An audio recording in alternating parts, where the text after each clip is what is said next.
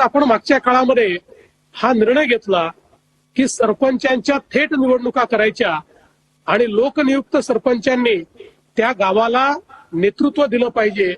केंद्र सरकारच्या आणि राज्य सरकारच्या सगळ्या योजना या जर एकत्रित केल्या तर कुठलंच गाव मागे राहू शकत नाही. जलयुक्त शिवार सारखी योजना त्या ठिकाणी राबवली. या योजनेने केवळ जलसंधारण साधलं नाही तर या योजनेने गावात नेतृत्व तयार केलं.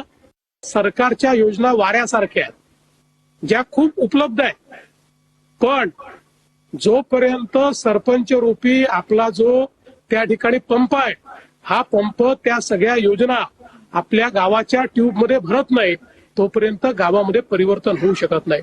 आणि म्हणून आज शिक्षण असेल, आरोग्य असेल, शेती असेल, रोजगार असेल, महिला बाल विकास असेल, वनचं क्षेत्र असेल, अशा प्रत्येक क्षेत्रामध्ये आपण क्रांतिकारी बदल करू शकतो.